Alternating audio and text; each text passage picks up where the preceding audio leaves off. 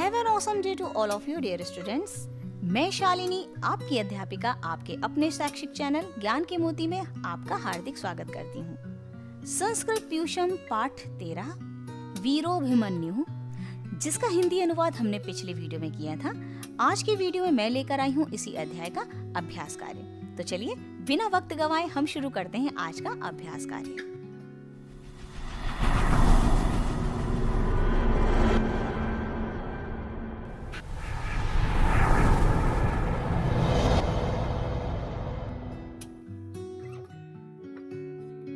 हम शुरू करते हैं पाठ के शब्दार्थों से। अष्टादश दिनानि यावत, 18 दिनों तक, पंचदशे दिवसे, 15वें दिन, मातुलः मामा प्रार्थितवान, प्रार्थना की, नीतवन्तः ले गए, मत्वा मानकर, अजानात जानते थे, तदानीम उस समय, पितृश्वसुः पति पिता की बहन के पति यानी फूफा, सम्मिल्य मिलकर, निःशस्त्रम शस्त्र रहित। बढ़ते हैं अभ्यास कार्य की ओर। पहला प्रश्न है उच्चारणम कुरुत पुस्तकायाम च लिखत। उच्चारण करिए और पुस्तक पर लिखिए। युद्धम भीष्मः दिनद्वय पर्यंतम भीम दुर्योधनयोः ऐतिहासिकस्य संशप्तक नामकः उद्विग्नो अभवत् स्वपितृश्वसुः प्रविश्य। अगला अभ्यास कार्य है एक पदेन उत्तरत। एक पद में उत्तर दीजिए। पहला प्रश्न है कौरव पक्षे कः प्रथमम सेनापति ही अभवत्। कौरव पक्ष की तरफ से पहले सेनापति कौन हुए? उत्तर लिखिए भीष्मः। दूसरा प्रश्न है द्रोणाचार्यः कति दिनानि सेनापति ही आसीत्। द्रोणाचार्य कितने दिनों के लिए सेनापति थे? उत्तर लिखिए 5 दिनों के लिए। तीसरा प्रश्न है एकादशे दिवसे कः सेनापति ही अभवत्। 11वें दिन कौन सेनापति हुए? उत्तर लिखिए द्रोणाचार्यः। अगला प्रश्न है अर्जुनम विहाय चक्रव्यूह भेदन विधिम कः अजानात्। अर्जुन के अलावा चक्रव्यूह भेदन विधि कौन जानता था? उत्तर है अभिमन्यु। अगले अभ्यास कार्य की ओर बढ़ते हुए एक वाक्येन उत्तरत। एक वाक्य में उत्तर दीजिए। पहला प्रश्न है महाभारतस्य युद्धम कति दिनानि यावत् प्राचलत्। महाभारत का युद्ध कितने दिनों तक चला? उत्तर लिखिए महाभारतस्य युद्धम 18 दिनानि यावत् प्राचलत्। महाभारत का युद्ध 18 दिनों तक चला। अगला प्रश्न है त्रयोदशे दिने कः सेनापति आसीत्। 13वें दिन कौन सेनापति था? उत्तर लिखिए त्रयोदशे दिने द्रोणाचार्यः सेनापति ही आसीत्। 13वें दिन द्रोणाचार्य सेनापति थे। अगला प्रश्न है द्रोणाचार्यः विजयाय किम रचितवान।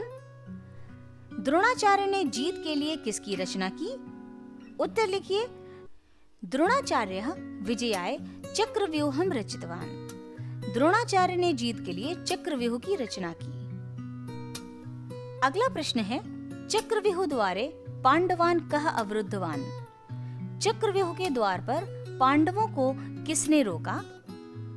उत्तर लिखिए चक्रव्यूह द्वारे पांडवान जयद्रथः अवरुद्धवान। चक्रव्यूह के द्वार पर पांडवों को जयद्रथ ने रोका। हम बढ़ेंगे अगले अभ्यास कार्य की ओर। अधोलिखित पदानाम विभक्ति वचनम लिखत। नीचे लिखे हुए पदों की विभक्ति और वचन लिखिए। एक तरफ पद दिए हुए हैं और हमें उनकी विभक्ति और वचन लिखने हैं। मोहनम द्वितीया विभक्ति एक वचनम, ऐतिहासिकस्य षष्ठी विभक्ति एक वचनम, विजयाय चतुर्थी विभक्ति एक वचनम, स्वपितृश्वसुः प्रथमा विभक्ति एक वचनम, पराक्रमेण तृतीया विभक्ति एक वचनम। अगले अभ्यास कार्य की ओर बढ़ते हुए अधोलिखित पदानि समानार्थकः पदः संयोजयत्। नीचे लिखे हुए पदों के समानार्थी शब्दों के साथ जोड़े बनाइए। डियर स्टूडेंट्स, कॉलम का में पद दिए हुए हैं और कॉलम खा में समानार्थी शब्द दिए हुए हैं, जिनको हमें सही मिलान करना है। युद्धम समरः, दिनानि दिवसः, सेनापतिः चमूपतिः, एकाकी एकलः, हतवान मारितवान। बढ़ेंगे अगले अभ्यास कार्य की ओर। अधोलिखित वाक्यानि संशोधयत्। नीचे लिखे हुए वाक्यों में संशोधन कीजिए या शुद्ध करके लिखिए। का है द्रोणाचार्यः सेनापतिः आसन्, जो कि अशुद्ध है और इसको शुद्ध करके लिखना है द्रोणाचार्यः सेनापतिः आसीत्। खा है सः पंचदिनं सेनापतिः आसीत्, जो कि अशुद्ध है और इसकी शुद्ध करके लिखिए सः पंचदिनानि सेनापतिः आसीत्। गा है तो वीर गतिम प्राप्तवान, इसको शुद्ध करिए और लिखिए तो वीर गतिम प्राप्तवन्तौ। घा है दुर्योधनः स्वविजयः द्रोणाचार्यं प्रार्थितवान, इसको शुद्ध करके लिखिए दुर्योधनः स्वः विजयाय द्रोणाचार्यं प्रार्थितवान। णा है अभिमन्युः वीर गतौ लब्धवान, इसको शुद्ध करके लिखिए अभिमन्युः वीर गतिम लब्धवान। हम बढ़ेंगे अपने अगले और अंतिम पड़ाव पर। संस्कृत भाषायाम अनुवादम कुरु। संस्कृत भाषा में अनुवाद कीजिए।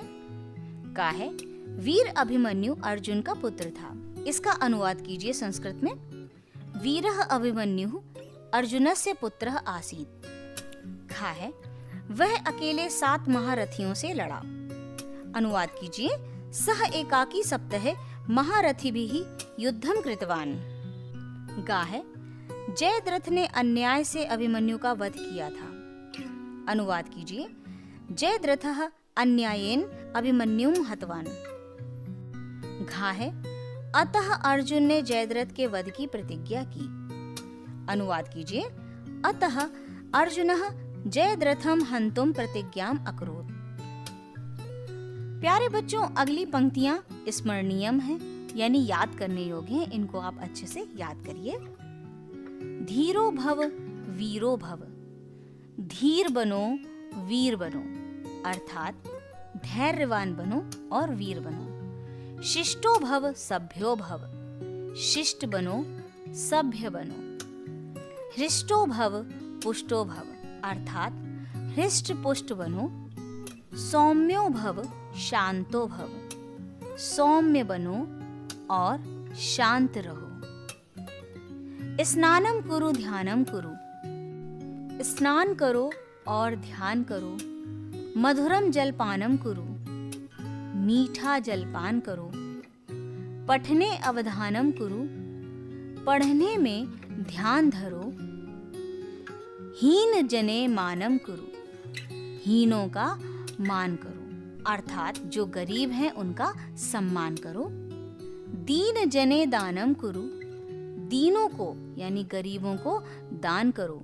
जन जन सम्मानम कुरु, जन जन अर्थात सबका, जन जन सम्मानम कुरु, सबका सम्मान करो।